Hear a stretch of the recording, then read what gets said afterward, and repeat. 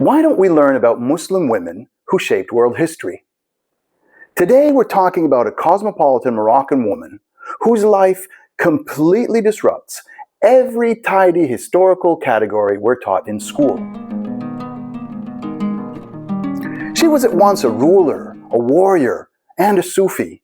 Her ancestry was Southern European, Northern African, and Western Asian.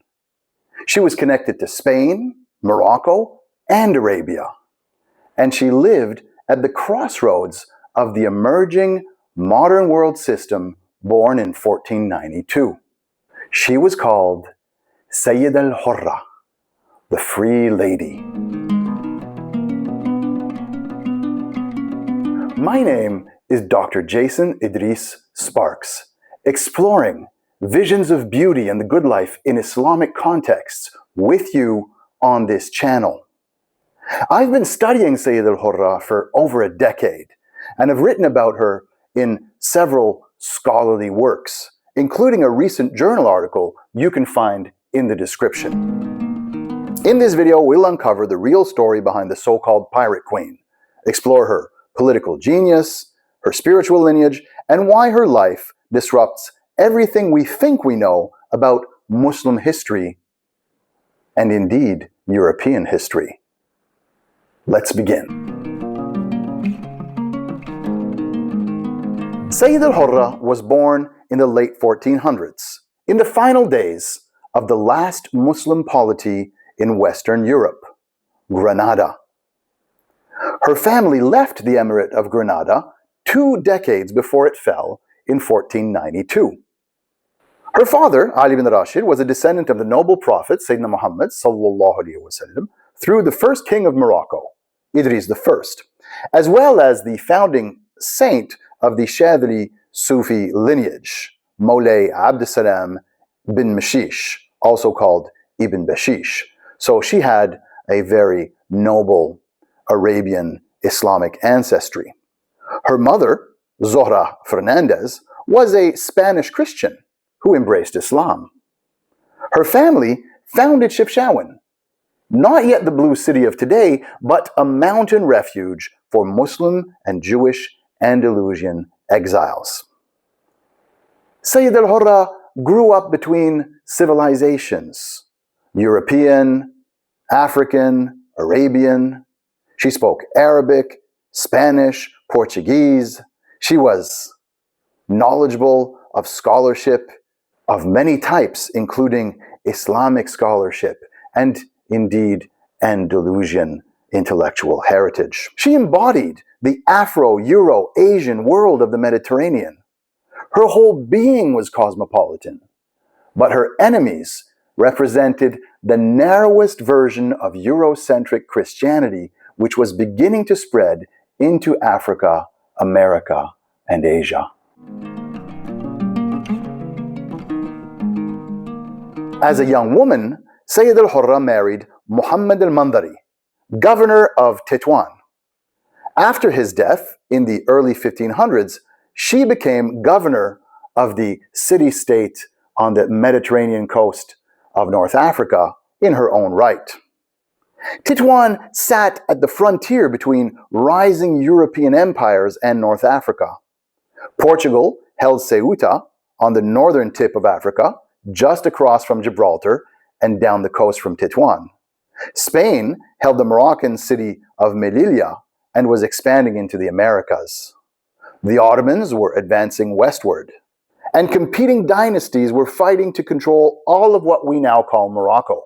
And in the middle of all this, a woman ruled an autonomous city-state with confidence and competence. With its bustling port of Mertil, Tétouan's trade relations extended all the way to Denmark. For nearly 30 years, Sayyida al-Hurra commanded fleets in the Mediterranean. European records call her a pirate queen, but this is unfair. It's true that she employed private naval forces to raid enemy ships and shores and even capture civilians. But these tactics were used by all sovereigns at the time, including Queen Elizabeth I of England and Queen Isabella of Spain. Sayyida al-Hurra collaborated with Ottoman naval commanders Oruç Reis and Khaireddin Barbarossa, rescuing Muslim and Jewish refugees from Iberia and transporting them safely to North Africa at the time of the Spanish Inquisition and the gradual elimination of Islamic and Jewish heritage in Spain and Portugal. Sayyida al-Hurra was a symbol of resistance at the exact moment when Europe was beginning its colonial expansion across the globe.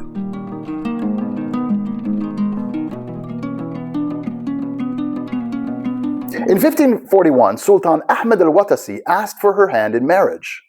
Sayyida al-Hurra agreed, but on one condition. The Sultan had to leave his capital in Fes and come to Tétouan. He came. No other Moroccan king had ever done this, or indeed, no Moroccan king has ever done this to this day.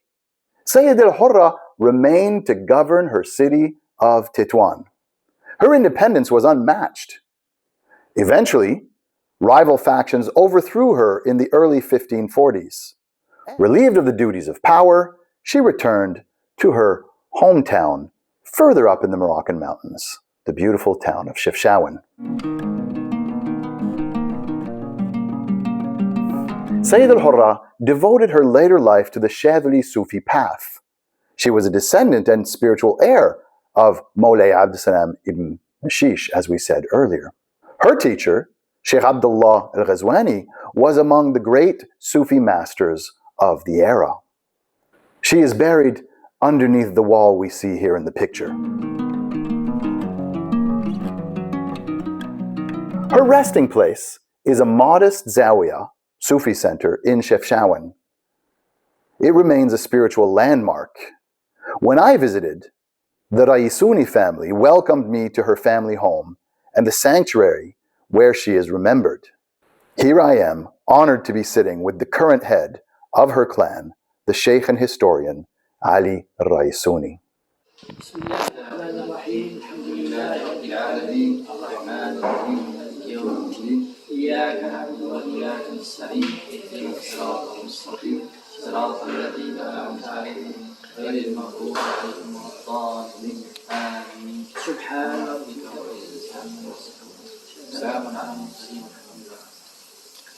If you're enjoying my explorations of beauty and excellence in Islamic contexts, please feel free to share the love by liking, commenting, sharing your thoughts, subscribing, and of course, offering a prayer.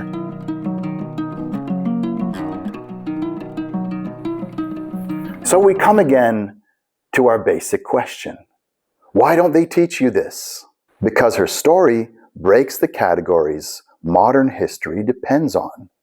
She was a European-born Muslim with a Christian mother, an African ruler of a major Mediterranean port, an heir to an Arabian spiritual lineage, a Muslim woman who commanded navies and negotiated with kings, a protector of Muslim and Jewish refugees fleeing persecution in Europe, a political actor shaping the world at the very moment Europe was expanding into the Americas. Sayyida al-Hurra stands at the hinge of continents and centuries.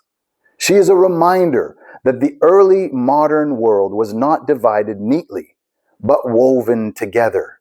And still today, she inhabits the imagination of all those who dream of a cosmopolitan coexistence between people of different worldviews, traditions, ways of knowing, ways of being. This is the history they never taught you. Sayyida al-Hurra, Moroccan queen, warrior at sea, descendant of saints, protector of the displaced, intercontinental figure of a forgotten Mediterranean world. I hope you've enjoyed listening to her story.